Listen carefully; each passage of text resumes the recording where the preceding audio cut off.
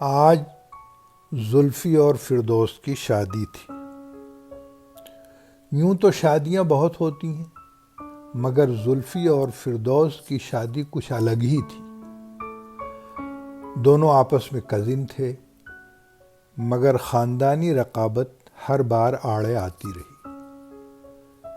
دونوں ایک دوسرے کو بے حد پسند کرتے تھے، چاہت کی حد تک۔ دونوں کی آپس میں باتیں بھی ہوتی تھیں، بلکہ یوں کہا جائے کہ چھپ چھپ کر ملاقاتیں بھی ہوتی تھیں۔ مگر دونوں کے گھر والے اس شادی کے لیے رضامند نہیں تھے۔ وہ تو بھلا ہو نوری خالہ کا، انہوں نے بیچ میں پڑھ کر یہ رشتہ طے کرا دیا۔ بڑے پاپڑ بیلنے پڑے تھے بیچاری نوری خالہ کو۔ بڑی ہی کرشماتی خاتون کا نام ہے نوری خالہ۔ شادی کے فوراً بعد دونوں ہنی مون کے لیے ملک سے باہر چلے گئے۔ واپس ہوئے تو بڑے تحفے تحائف دونوں گھروں کے لیے۔ اب تو دونوں گھر ایسے شیر و شکر ہو گئے تھے کہ لگتا ہی نہیں تھا کہ ان میں آپس میں کبھی کوئی کڑواہٹ، کوئی رنجش یا کوئی لڑائی جھگڑا، آپس میں کسی طرح کی کوئی بدمزگی ہوا کرتی تھی۔ اب تو ایسا محسوس بھی نہیں ہوتا تھا۔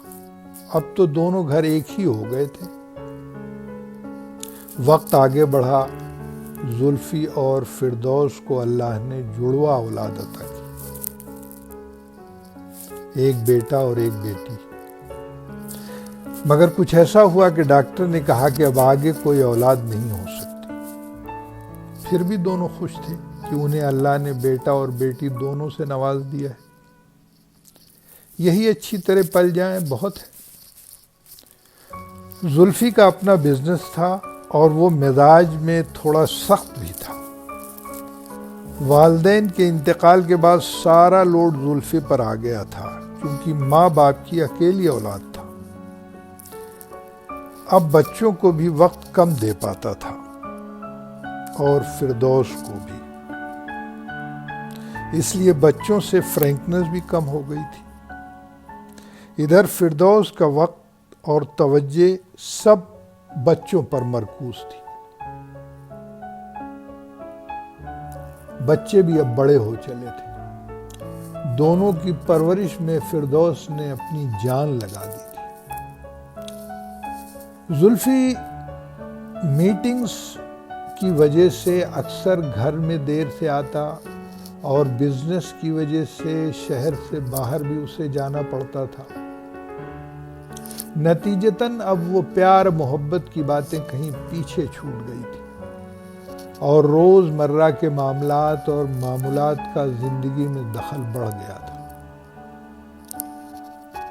اکثر چھوٹی چھوٹی باتوں پر آپس میں نوک جھونک ہونا زندگی کا حصہ بن گئے تھے۔ صبح کا وقت تھا اور آج سنڈے تھا، اس لیے ناشتے کی ٹیبل پر سب دیر سے پہنچے۔ افق اور ابتدا یعنی بیٹے اور بیٹی نے آتے ہی ماں باپ کو سلام کیا، اور سب نے ناشتہ شروع کیا۔ ناشتے کے دوران خاموشی رہی۔ ناشتہ ختم کر کے زلفی اپنے کمرے میں چلے گئے۔ تب افق نے خاموشی توڑی اور ماں سے پوچھا، کیا بات ہے؟ آج ڈیڈی بڑے خاموش نظر آئے، کوئی خاص بات؟ ماں بولی، تم ہی لوگ وجہ ہو اس خاموشی کی۔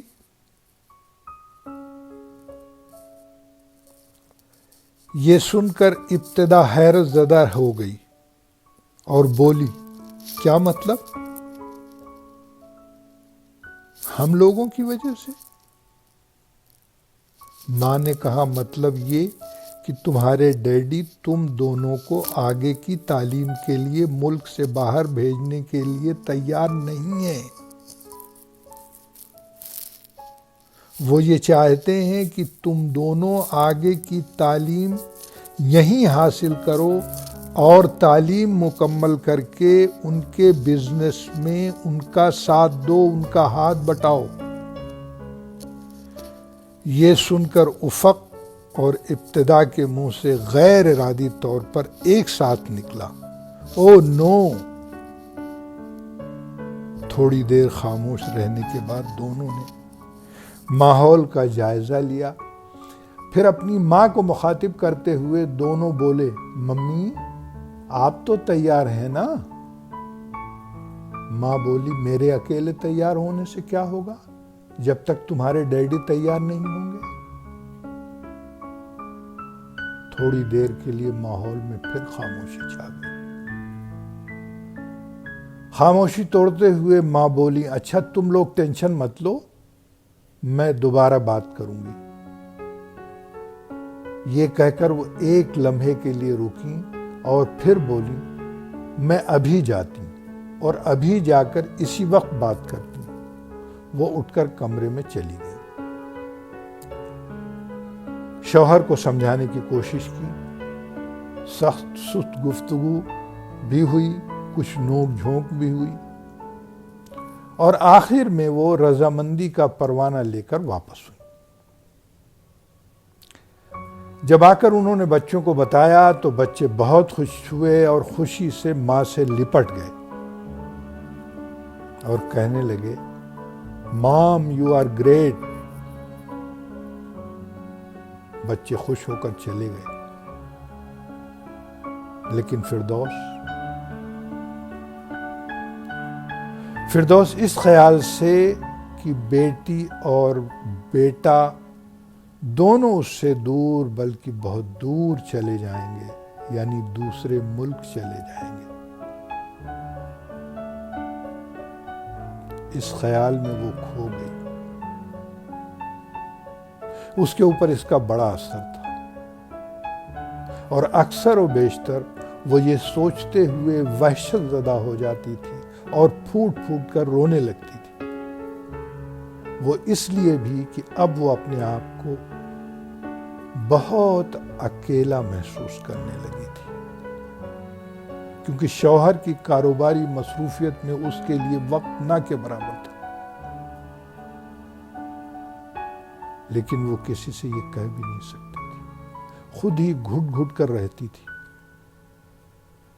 اسی میں وقت گزرا اور آخر کار دونوں اولادیں اس سے دور، بہت دور چلی گئیں۔ پہلے فون پر روزانہ بات ہو جاتی تھی، پھر ہفتے میں 2 بار، اور اب ہفتے عشرے میں کبھی کبھار بات ہو پاتی تھی۔ دونوں اولادیں وہاں مصروف ہو گئیں، شوہر یہاں مصروف، فارغ تھی تو صرف ماں، جس کے حصے میں انتظار اور صرف انتظار کی گھڑیاں آئیں۔ اب وہ کچھ الجھی سی رہنے لگی تھی، کسی سے بات کرنے کا اس کا دل نہیں چاہتا تھا، اکیلے، بالکل اکیلے رہنا چاہتی تھی۔ اسے تنہائی پسند آنے لگی، جس کا احساس زلفی کو ہو چلا تھا۔ ایک دن زلفی نے اس سے کہا تھا، فردوس تم اپنے آپ کو بزی رکھا کرو۔ اس نے پلٹ کر جواب دیا تھا، ہے کوئی طریقہ آپ کی نظر میں بزی رکھنے کا؟ جواب سن کر زلفی خاموش ہو گیا تھا۔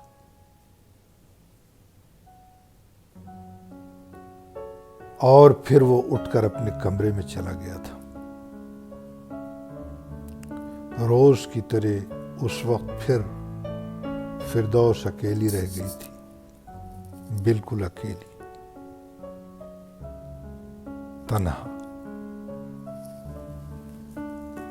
اب اسے ایسا لگتا تھا کہ شاید اس تنہائی اس کا مقدر بن گئی۔